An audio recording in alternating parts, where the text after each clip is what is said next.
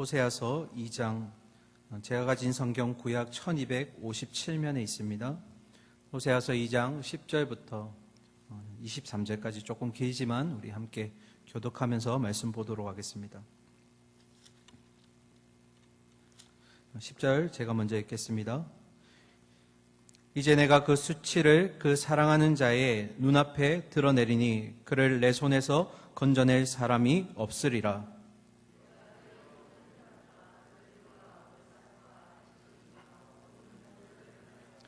그가 전에 이르기를 이것은 나를 사랑하는 자들이 내게 준 값이라 하던 그 포도나무와 무화과 나무를 거칠게 하여 숲풀이 되게 하며 들짐승들에게 먹게 하리라.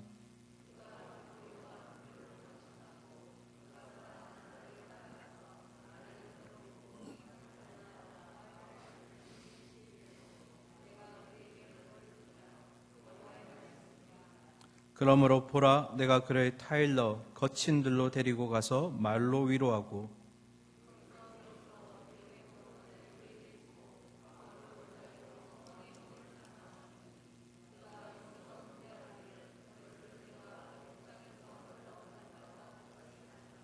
여호와께서 이르시되 그날에 내가 나를 내 남편이라 일컫고 다시는 내 바알이라 일컫지 아니하리라.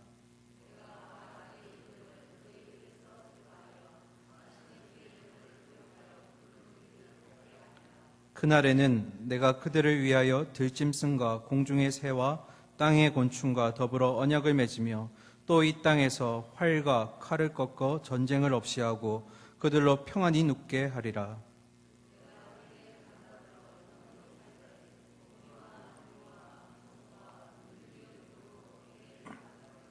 진실함으로 내가 내게 장가 들리니 내가 여호와를 알리라.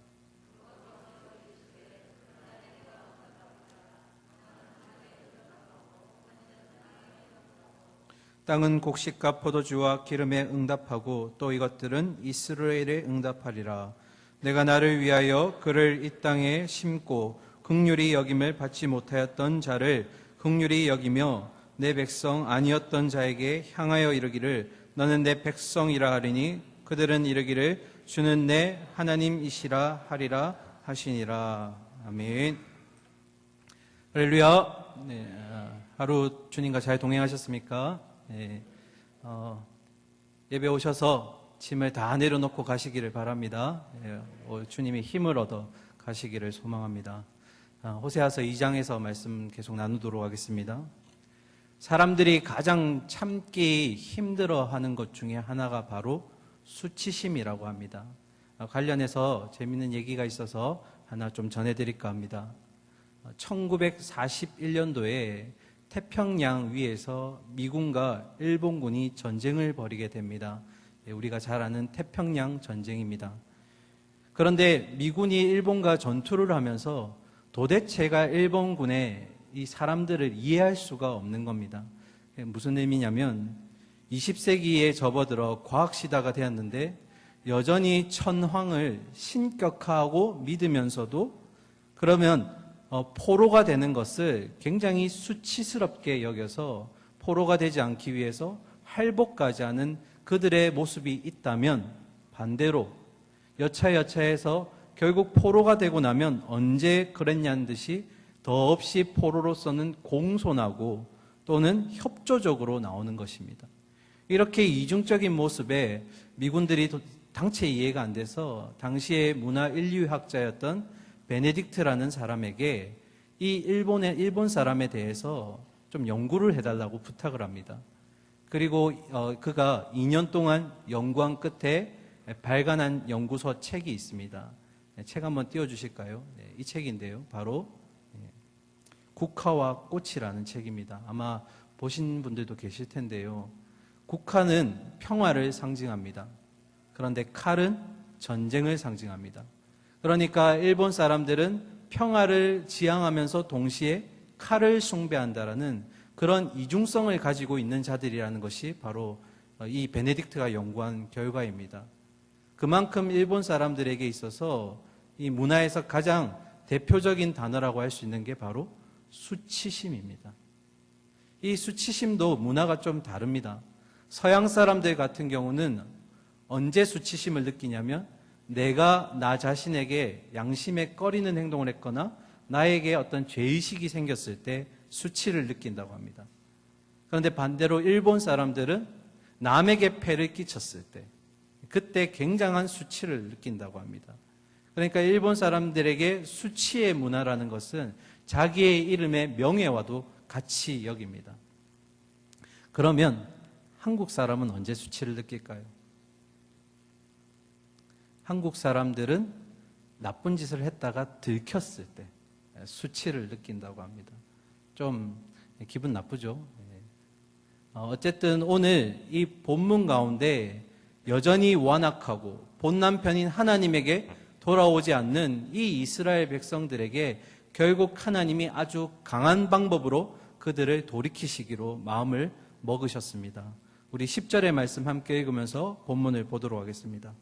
이제 내가 그 수치를 그 사랑하는 자의 눈앞에 드러내리니 그를 내 손에서 건져낼 사람이 없으리라. 하나님이 행음하고 있는 이 이스라엘의 가장 강한 방법으로 사용하셨던 그 방법이 바로 수치를 드러내시기로 하셨다라는 겁니다. 그런데 그 10절 마지막에 뭐라고 되어 있습니까? 하나님이 수치를 드러내기로 하면 아무도 막을 자가 없다. 이것은 우리에게 굉장한 은혜가 되는 구절입니다. 왜 그럴까요? 저를 포함해서 우리 여기 계신 모든 성도님들, 이 땅에 있는 모든 사람들이 자신의 죄악이 낱낱이 드러난다면 우리는 수치심 때문에 걸어 다닐 수가 없습니다. 그런데 우리의 신앙의 성숙과 성장을 끊임없이 인내하면서 기다려주시는 그 하나님의 은혜가 우리를 수치를 덮어주셨기 때문에 우리는 이 땅 가운데 살아갈 수 있는 것입니다. 그래서 하나님이 나의 수치를 가려주시기 위해 그런 긍휼을 베푸시는구나 하고 우리가 깨닫게 될 때 우리는 또 한 번 하나님의 새로운 사랑을 느낄 수 있게 된다라는 것입니다. 자, 그러면 하나님이 어떻게 수치를 드러내실까 이제 구체적으로 좀 보도록 하겠습니다. 11절 함께 보실까요? 내가 그의 모든 희락과 절기와 월삭과 안식일과 모든 명절을 폐하겠고, 희락, 기쁨과 즐거움, 그리고 절기들, 월삭은 초하루를 얘기합니다. 한 달의 시작 하루, 그리고 안식일, 모든 명절. 이 날들의 공통점이 뭘까요? 이 날들의 공통점은 바로 감사라는 겁니다. 절기들의 모든 절기는 하나님께 감사를 기억하고 드리는 것입니다. 그리고 월삭은 지난달 동안 지켜주신 하나님의 은혜에 감사하며 앞으로 새롭게 다가올 그 한 달도 하나님께 맡긴다라는 그런 의미가 포함되어 있습니다. 그리고 안식일은 뭡니까? 모든 일상의 삶을 잠깐 중단하고 온전히 하나님만 바라보며 하나님이 주신 복을 나누어 받으면서 감사하는 것. 그것이 안식일의 의미죠. 그러니까 하나님이 이들의 수치를 드러내신다고 했을 때 첫 번째, 이 날들을 폐하시겠다라는 것은 이들에게 감사의 제목이 없게 하시겠다라는 겁니다. 그들이 감사인지도 모르고 그렇게 누리고 있었던 그것들을 하나님이 없애버리시겠다라는 겁니다. 이스라엘 백성이 그 자기들이 누리고 있는 것이 하나님께로부터 온 것임을 망각하고 감사할 줄 모르기 때문에 하나님이 수치를 드러내실 때 그 첫 번째가 바로 그들의 감사의 제목들을 다 싸그리 없애버리시겠다라는 것입니다. 이어서 두 번째 수치입니다. 12절입니다. 그가 전에 이르기를 이것은 나를 사랑하는 자들이 내게 준 값이라 하던 그 포도나무와 무화과 나무를 거칠게 하여 수풀이 되게 하며 들짐승들에게 먹게 하리라. 두 나무가 나옵니다. 첫 번째 포도나무. 포도나무는 포도를 생산하죠. 그 포도는 나중에 발효시켜서 포도주가 됩니다. 그래서 이스라엘 백성들의 잔치 문화에서 빠질 수 없는 게 바로 이 포도주입니다. 포도주가 그들의 기쁨과 흥을 돋구어주는 그런 역할을 하는 것입니다. 이스라엘 사람들은 결혼이나 잔치 때 신랑과 신부는 없더라도 포도주는 없으면 안 된다고 얘기할 정도로 포도주는 그들에게 있어서 굉장히 중요한 것입니다. 그리고 또 한 가지 무화과나무. 성경에서 무화과나무는 번영과 평안과 그리고 소출, 회복 등을 상징합니다. 그러니까 하나님이 두 번째로 수치를 드러내시겠다는 것은 기쁨도 감사도 회복도 소출도 번영도 아무것도 없게 황폐화시키겠다라는 것입니다. 본 남편인 하나님께로 마음을 두지 않는 자들에게 결국 하나님이 강력한 방법, 수치로서 그들을 드러내시겠다라는 겁니다. 그럼 어느 정도로 그들이 완악할까? 13절 보실까요?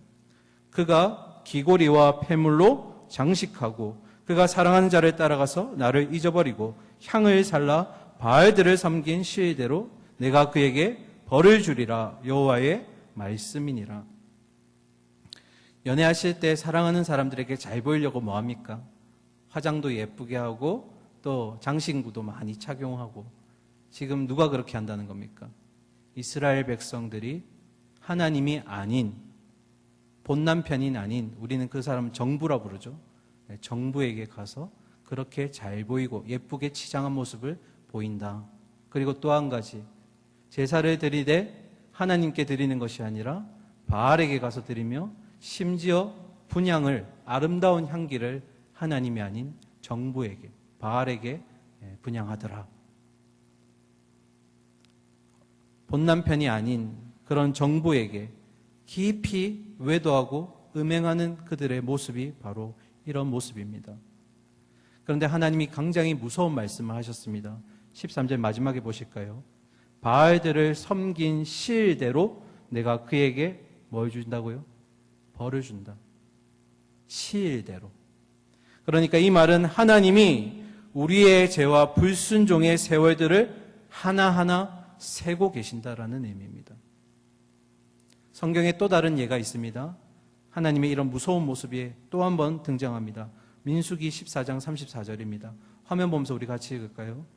너희는 그 땅을 정탐한 날 수인 40일의 하루를 1년으로 쳐서 그 40년간 너희의 죄악을 담당할지니 너희는 그제서야 내가 싫어하면 어떻게 되는지를 알리라 하셨다 하라. 정탐이 며칠이라고요? 40일. 그 하루를 1년으로 환산시켜서 너희를 40년간 광야에서 돌리시겠다라고 하나님이 지금 말씀하시는 겁니다. 우리의 죄악들도 그냥 넘기시지 않을 겁니다. 하나하나 세고 계실 겁니다. 그런 공의와 두려운 하나님입니다. 그리고 하나님이 한 가지 약속을 하십니다. 14절 보실까요? 그러므로 보라 내가 그를 타일러 거친 들로 데리고 가서 말로 위로하고. 하나님이 두 가지를 보여주십니다. 첫 번째, 그런 완악한 이스라엘 백성들을 타이르겠다. 그리고 그들을 위로하겠다. 그런데 문제가 하나 있습니다. 타이르고 위로한다는 의미는 참 좋은 의미인데 장소가 어디냐는 겁니다. 어디입니까? 거친 들. 다른 말로 하면 광야. 아무것도 없는 황폐한 곳. 그러면 왜 하나님은 그들을 위로하신다고 말씀하셨는데 그런 거칠고 아무것도 없는 황폐한 광야 가운데로 그들을 끌고 나가시냐는 겁니다. 왜 그럴까요? 그것은 이스라엘 백성들이 너무 완악해서 그냥 두면 돌아오지 않을 것을 알고 계셨기 때문입니다. 위로를 하시겠지만 거친 광야 가운데서 그들의 죄악 가운데 고통을 경험해야지 돌아올 수 있기 때문에 하나님은 위로를 하시지만 어디로 보내시는 겁니까? 광야로 보내신다는 겁니다.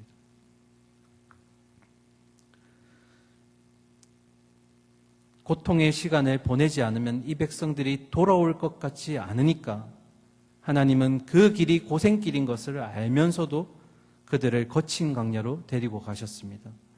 그렇게 해서라도 본 남편에게 돌아오기를 바라는 하나님의 또한 그 사랑하는 마음이 여기에 사실은 담겨져 있는 겁니다.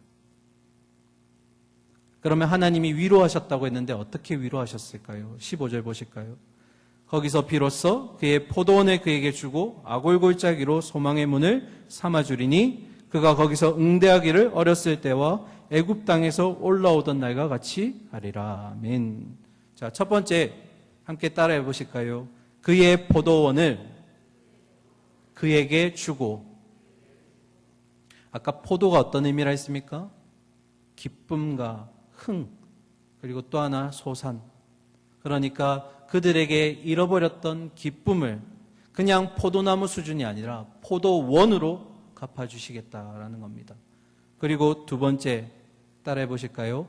아골골짜기로 소망의 문을 삼아주리니. 아골골짜기, 이스라엘 백성들의 강력한 기억이 남아있는 곳입니다. 이 아골골짜기. 여호수아를 지도자로 해서 가나안 땅, 하나님이 약속하신 그 땅에 도착해서 가장 먼저 벌인 전투가 바로 여리고성입니다. 그런데 비상식적으로 그들은 하나님이 주신 말씀에 의지해서 은혜로 그 여리고성에서 승리하게 됩니다. 그리고 이어서 나오는 전투가 바로 아이성 전투입니다. 그런데 이 정탐을 다녀온 백성들의 보고와 그리고 뒤의 행동이 이상합니다.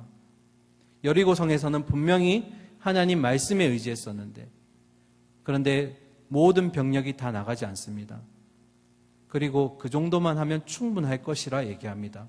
이것은 하나님의 논리가 아니라 그들이 세상적인 힘으로 맞서 싸워서 승리하겠다라는 이 마음이 담겨져 있었습니다. 수적인 원리로, 세상의 힘으로 눌릴 수 있다라는 그들의 생각으로 그들은 아이성 전투에 직면하게 됩니다. 결과는 어떻게 되었을까요? 너무나 우습게도 참패를 당하게 됩니다. 그냥 패배하는 정도가 아니라 성문에서 쫓기기 시작해서 저 멀리 스바림이라는 땅까지 쫓겨나게 됩니다. 이 백성들의 하나님을 의지하지 못했던 그 마음도 그들에게 패배의 원인이 되었지만 또 한 가지의 원인이 있었습니다. 그 원인을 한번 보도록 하겠습니다. 여호수아 7장 1절의 말씀입니다. 함께 읽을까요? 이스라엘 자손들이 온전히 바친 물건으로 말미암아 범죄하였으니 이는 유다 지파 세라의 중손 삽디의 손자 갈미의 아들 아간이 온전히 바친 물건을 가졌음이라. 여호와께서 이스라엘 자손들에게 진노하시니라. 아멘. 아간이 온전히 바친 물건을 가졌더라. 도적질하였다라는 겁니다.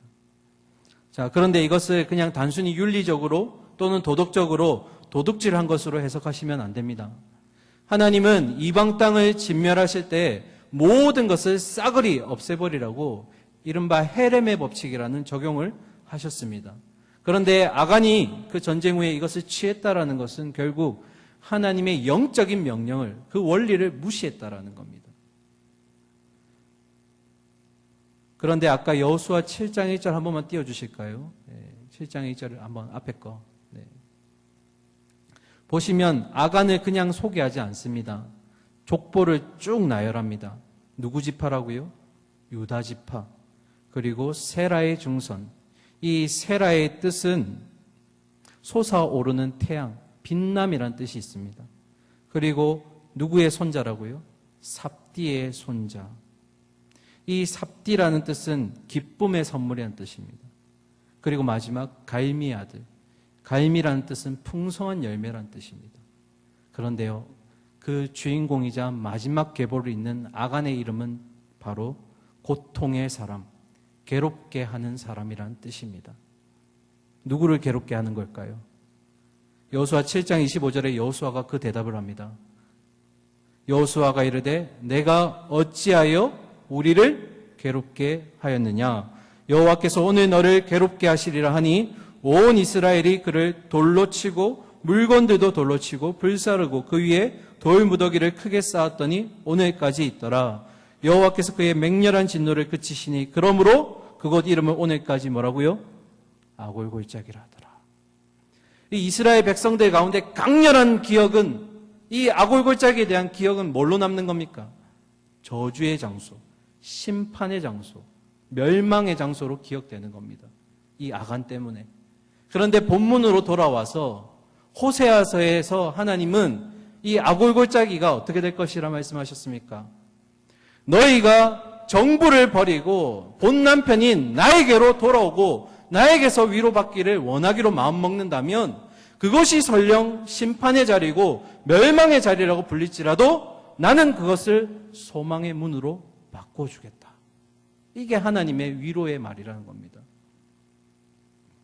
오늘 우리의 삶 가운데 절망과 저주 같은 어려움들을 마주치게 될 때, 마주하게 될 때 우리의 마음을 하나님께로 돌리기만 하면 그것이 비록 아골골짜기처럼 우리에게 어두컴컴하고 칠흑 같은 그런 곳일지라도 하나님께서 소망의 문으로 바꿔주신다는 겁니다. 믿으십니까? 네, 믿으셔야 합니다. 네. 우리가 그렇게 어려움을 겪고 있을 그때도 우리는 눈길을 누구에게 고정시켜야 된다고요? 오직 여호와 하나님, 그분께 고정시킬 때, 픽스할 때 하나님이 그 자리를 소망의 문으로 바꿔주실 줄 믿습니다. 네. 그러면서 이제 하나님이 16절부터 너희가 그렇게 하나님께로 돌아서서 위로함을 받을 그날에가 총 3번이 나옵니다. 그날에 어떻게 되는지를 우리가 한번 보겠습니다. 16절과 17절입니다. 여호와께서 이르시되 그날에 내가 나를 내 남편이라 일컫고 다시는 내 바알이라 일컫지 아니하리라. 내가 바알들의 이름을 그의 입에서 제거하며 다시는 그의 이름을 기억하여 부르는 일이 없게 하리라. 아멘. 첫 번째, 내가 나를 내 남편이라 일컫고 다시는 내 바알이라 일컫지 아니할 것이다. 정부가 아니라 외도하는 것이 아니라 이제는 본 남편에게로 돌아오게 하시겠다라는 겁니다. 근데 한번 생각해 볼까요? 이스라엘과 바알과의 관계는 어떤 관계일까요? 서로 상호 필요한 관계고 이익을 취하는 관계입니다. 그런데 하나님과 이스라엘 백성과의 관계는 뭡니까? 그런 이익을 취득하는 그런 관계가 아니라 헌신해야 되고 섬겨야 되는 남편과 아내의 관계라는 겁니다. 그런 관계로 하나님이 다시금 돌리시겠다라는 겁니다. 이러한 구약에서 하나님과 이스라엘 백성들의 관계가 신약으로 돌아오면서 예수 그리스도가 신랑이 되어주시고 그를 몸으로 여기는 교회가 바로 신부가 되었다라는 것입니다. 우리의 남편이 누구입니까? 신랑이 누구일까요? 바알입니까? 아니면 골리앗인가요? 오직 여호와 하나님이 좀 있습니다. 외도하면 안 됩니다. 18절 보실까요? 두 번째 그날입니다. 그날에는 내가 그들을 위하여 들짐승과 공중의 새와 땅의 곤충과 더불어 언약을 맺으며 또 이 땅에서 활과 칼을 꺾어 전쟁을 없이 하고 그들로 평안히 눕게 하리라. 아멘. 두 번째, 내가 그들을 위하여 들짐승과 공중의 새와 땅의 곤충과 더불어 언약을 맺으며, 이 말은 천지 만물을 원래의 상태로 돌려놓으시겠다라는 것입니다.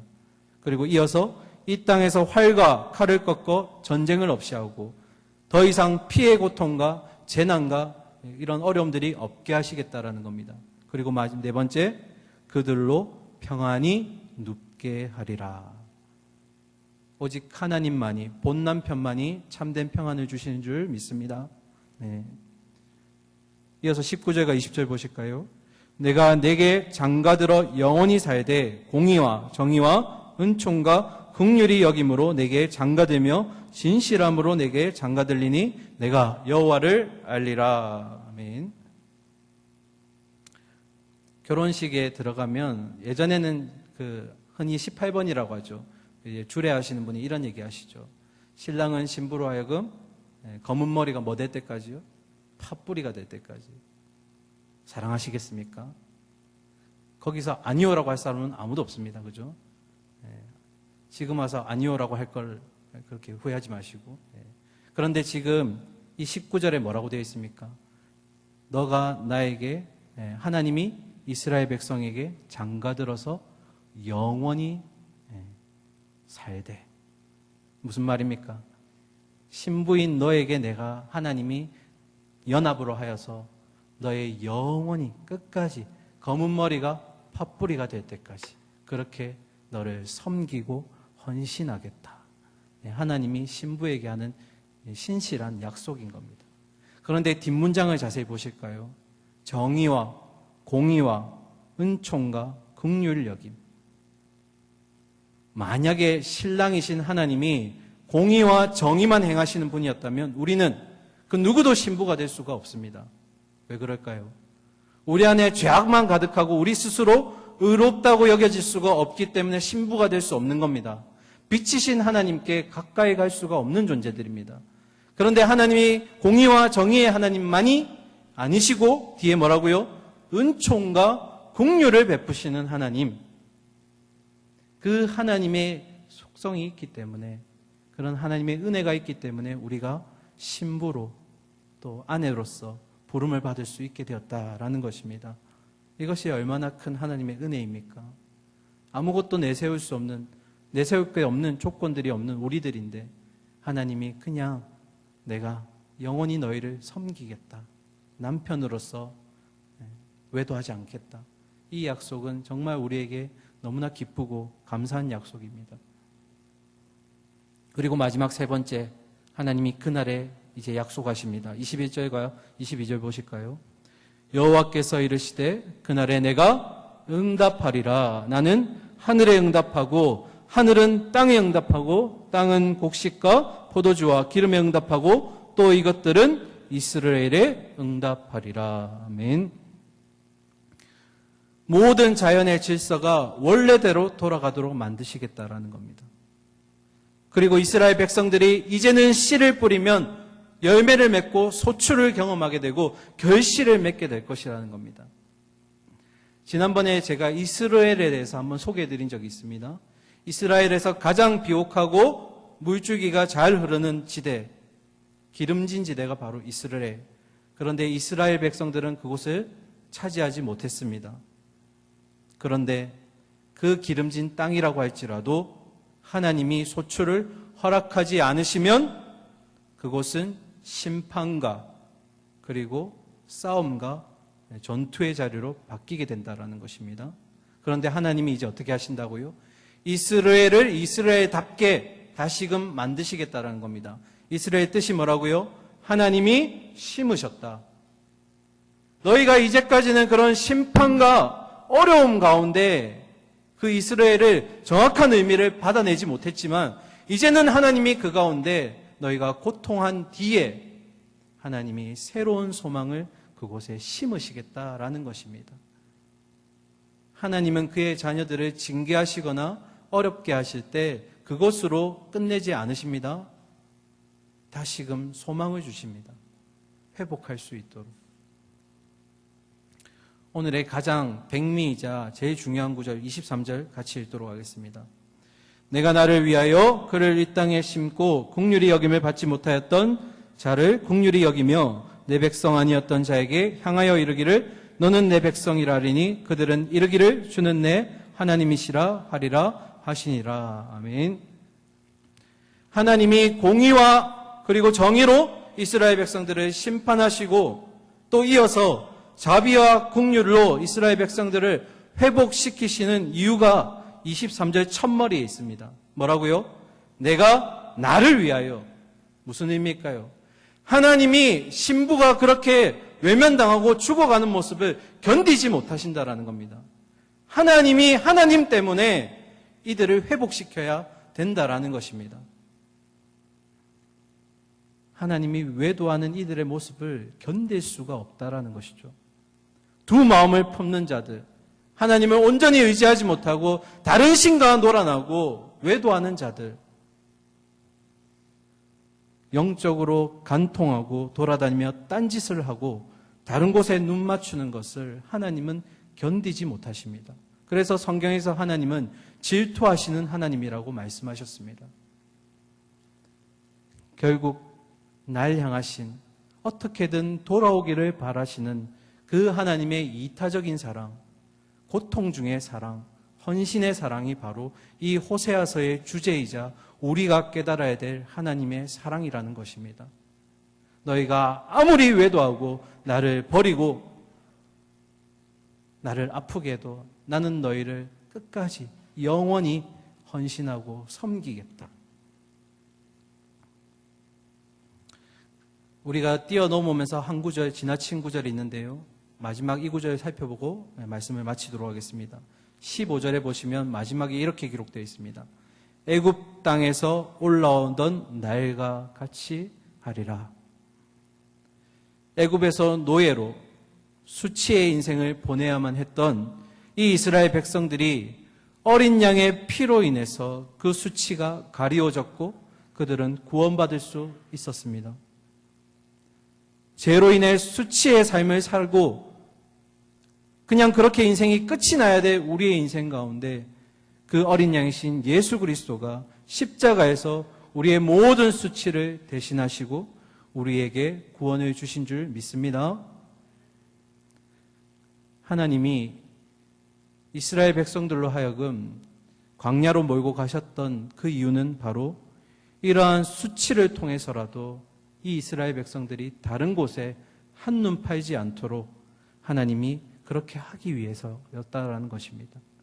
사랑하는 성도님들, 우리 중에 혹시나 환난이나 질고나 슬픔이나 또 분노나 칠흑 같은 밤 가운데 주저앉아 있을지라도 하나님은 그곳을 그냥 그렇게 두지 않으실 것입니다.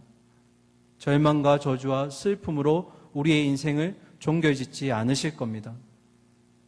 그것이 물질의 문제이든 건강의 문제이든 생계의 문제이든 사람의 문제이든지 지금은 아골골짜기 같이 아무것도 없이 소망도 없이 느껴질지라도 그러나 우리가 다른 곳에 눈 돌리지 않고 오직 하나님만 신뢰하고 그분만 바라본다면 그곳을 하나님이 소망의 문으로 바꿔주실 줄 믿습니다. 부디 오늘 이 시간을 통해서 하나님의 이런 이타적인 사랑, 헌신적인 사랑, 섬김의 사랑을 깨달으셔서 우리의 삶 가운데 우리의 삶이 회복되고 감사가 넘치는 그러한 삶이 될 수 있기를 간절히 소망하고 축원합니다. 우리 이 시간 찬양하고 함께 주신 말씀 생각하며 기도의 자리로 나아가도록 하겠습니다.